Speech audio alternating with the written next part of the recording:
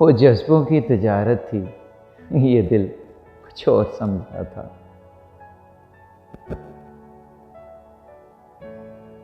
اسے ہنسنے کی عادت تھی، یہ دل کچھ اور سمجھا تھا۔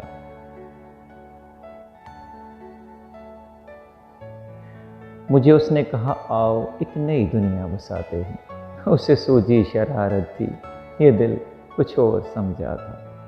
میرے کاندھے پہ سر رکھ کر کہیں پل کھو گیا تھا وہ، اسے سونے کی عادت تھی، یہ دل کچھ اور سمجھا تھا۔ وہ میرے پاس بیٹھا دیر تک غزلیں میری سنتا، اسے خود سے محبت تھی، یہ دل کچھ اور سمجھا تھا۔